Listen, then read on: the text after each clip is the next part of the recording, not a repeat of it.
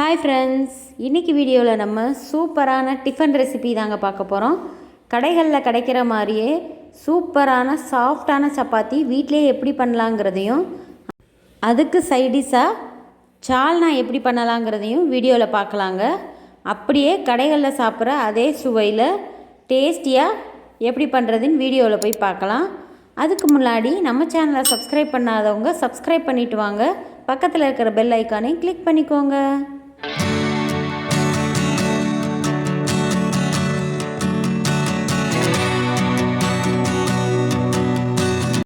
First chapati செய்கிறதுக்கு கடைகளில் கிடைக்கிற கோதுமை மாவு தாங்க எடுத்திருக்கேன். 1/2 கிலோ அளவுக்கு கோதுமை மாவு எடுத்திருக்கேன். இது கூடவே சாஃப்டாக வர்றதுக்கு கடைகளில் செய்கிற மாதிரி ஒரு 2 டேபிள் ஸ்பூன் அளவுக்கு கொண்டைக்கடலை மாவும் ஒரு 2 டேபிள் ஸ்பூன் அளவுக்கு மைதா மாவும் சேர்த்துருக்கேங்க. இந்த மாதிரி நீங்கள் சேர்த்து செய்யும்போது கடைகளில் சாப்பிட்ற அதே சுவையில் அதே சாஃப்டான டெக்ஸ்சரில் கிடைக்கும். இப்போ தேவையான அளவு உப்பு சேர்த்து தண்ணி எதுவும் சேர்க்காமல் முதல்ல கலந்து விட்டுக்கலாம். அதுக்கப்புறமா கொஞ்சம் வெதுவெதுப்பான தண்ணியாக சேர்த்து கை நுனி விரல்களால் முதல்ல கலந்து விட்டுக்கலாங்க. தண்ணி கொஞ்சம் வெதுவெதுப்பாக இருந்தால் போதும், ரொம்ப சூடாக இருக்கணும்னு அவசியம் கிடையாது. மாவை அப்படியே கொஞ்சம் கொஞ்சமாக சேர்த்து இழுத்து இழுத்து பிசைய ஆரம்பிக்கலாங்க. மொத்தமாக தண்ணியை ஊற்றாமல் கொஞ்சம் கொஞ்சமாக இந்த மாதிரி வெதுவெதுப்பான தண்ணியை சேர்க்கும்போது மாவு நல்லாவே சாஃப்டாக கிடைக்கும் நமக்கு. இந்த மாதிரி நம்ம அழுத்தம் கொடுத்து பிசைய ஆரம்பிச்சிடலாங்க. கடைசியாக சூப்பராக சாஃப்டாக மாவு நமக்கு கிடச்சிருச்சு. மாவு உணர்ந்து போகாமல் இருக்கிறதுக்காக கொஞ்சமாக ஆயில் சேர்த்து பிசைஞ்சு விட்டுக்கலாம். இப்போ நம்ம இதை கொஞ்சம் அழுத்தம் கொடுத்து பிசையலாங்க. பாருங்கள், இந்த மாதிரி நம்ம சப்பாத்தி கல்லில் போட்டு இந்த மாதிரி அழுத்தி பிசைஞ்சோம்னா சப்பாத்தி நல்லா ரொம்ப நேரம் ஆனாலும் சாஃப்டாக கிடைக்கிறதுக்கு இதுதாங்க டிப்பு. ஒரு 5லேருந்து 10 நிமிஷம் இந்த மாதிரி பிசைஞ்சால் போதுங்க. கடைகளில் கிடைக்கிற மாதிரியே நல்லா சாஃப்டான சப்பாத்தியாக இருக்கும். பாருங்கள், மாவு இப்போ எவ்வளோ சாஃப்டாக இருக்குன்னு. இதை நமக்கு தேவையான சைஸுக்கு உருண்டைகளாக உருட்டி வச்சுக்கலாம். உருண்டைகள் உருட்டும் போது கையில் கொஞ்சம் உள்ளங்கையில் வச்சு அழுத்தி உருட்டணுங்க. கிராக் எதுவும் இல்லாத மாதிரி உருட்டி வச்சுக்கலாம். இப்போ சப்பாத்தி மாவு தேய்க்கிறதுக்கு நான் கொஞ்சமாக மாவு எடுத்து தூவி விட்டுக்கிறேங்க. நீங்கள் எண்ணெய் யூஸ் பண்ணணுன்னா கூட யூஸ் பண்ணிக்கலாம். இந்த மாதிரி நம்ம செய்யும்போது அழகாக தேய்க்க வரும், ஒட்டவே ஒட்டாது. இதே மாதிரியே நம்ம எல்லா சப்பாத்தி மாவையும் தேய்ச்சி எடுத்துக்கலாங்க. அழகாக நல்லா ரவுண்ட் ஷேப்புக்கு வந்துடும். பாருங்கள், இந்த மாதிரி எல்லா மாவையும் நம்ம தேய்ச்சி எடுத்துக்கலாம். ரொம்பவே சாஃப்டான சப்பாத்தியாக இருக்கும். இந்த மாதிரி நம்ம பிசைஞ்சோம்னா மாவை ஊற வைக்கணுங்கிற அவசியமே இல்லைங்க.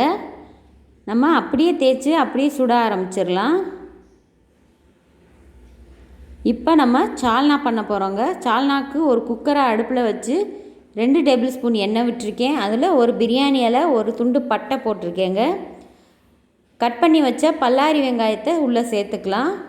வெங்காயம் உங்களுக்கு தகுந்த அளவுக்கு சேர்த்துக்கோங்க. நான் 2 பல்லாரி வெங்காயத்தை கட் பண்ணி சேர்த்துருக்கேன். ஒரே ஒரு பச்சை மிளகாயை காரத்துக்கு சேர்த்துருக்கேங்க. இது கூடவே 2 தக்காளியை கட் பண்ணி சேர்த்துக்கலாம். தக்காளி கொஞ்சம் கரையட்டும். இதுக்கு இப்போ நம்ம மசாலா அரைச்சிட்டு வந்துடலாங்க.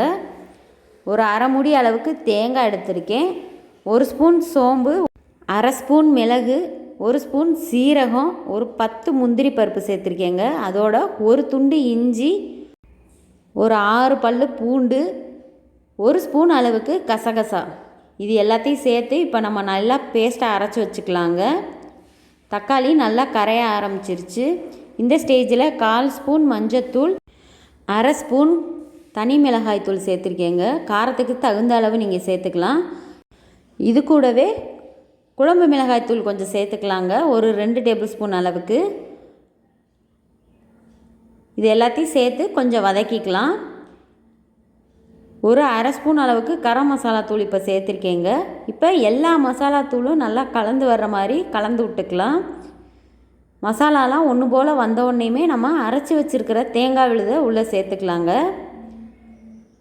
இப்போ உங்களுக்கு சால்னாவுக்கு தகுந்த அளவுக்கு தண்ணியை நீங்கள் ஆட் பண்ணிக்கலாம். பாருங்கள், இப்போ தேங்காய் எல்லாத்தையும் உள்ளே சேர்த்தாச்சு. சால்னாவுக்கு காய்ந்த புதினா இலைகளும் கொத்தமல்லி இலைகளும் கண்டிப்பாக சேர்க்கணுங்க. இது சேர்க்கும்போது சால்னாவுக்கு தனி ஃப்ளேவர் கிடைக்கும். இப்போ தேவையான அளவு உப்பு சேர்த்துக்கலாம். குக்கரோட மூடி போட்டு ஒரு விசில் வரையும் வேக வச்சு எடுத்துக்கலாங்க. அதுக்குள்ளே நம்ம சப்பாத்தியை போட்டு எடுத்துடலாம். சப்பாத்திக்கு கல் நல்லா சூடான உடனேமே ஒரு பக்கம் பபிள்ஸ் வர ஆரம்பித்த உடனேயும் அடுத்த பக்கம் திருப்பி போடணுங்க. இந்த மாதிரி நம்ம போடும்போது சப்பாத்தி நல்லா உப்பி வரும். அதுக்கப்புறமா நம்ம தேவைன்னா எண்ணெய் இல்லைன்னா பட்டர் விட்டுக்கலாங்க. சூப்பரான சாஃப்டான சப்பாத்தி கிடச்சிரும். இதே மாதிரி நீங்கள் எல்லா சப்பாத்தியும் போட்டு எடுத்துக்கலாம். பாருங்கள், இப்போ ஒரு விசில் வரவும் சால்னாவை ஆஃப் பண்ணிவிட்டு ஓப்பன் பண்ணியாச்சு. சூப்பரான சுவையான சால்னா சப்பாத்திக்கு அருமையாக தயாராகிடுச்சு. இந்த சால்னாவை நீங்கள் இட்லி, தோசை, பூரின்னு எதுக்கு வேணாலும் வச்சு சாப்பிட்லாங்க. டேஸ்ட்டு கடைகளில் சாப்பிட்ற அதே டேஸ்ட்டில் இருக்கும். அவ்வளோதாங்க, சப்பாத்தியும் நம்ம போட்டு எடுத்தாச்சு. இப்போ நம்ம எல்லாத்தையும் சர்வ் பண்ணிடலாம். பாருங்கள் சப்பாத்தி எவ்வளோ சாஃப்டாக வந்திருக்குன்னு.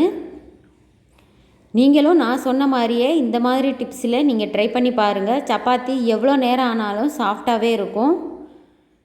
இந்த சால்னாவும் உங்களுக்கு ரொம்பவே பிடிச்சிருக்குன்னு நினைக்கிறீங்க.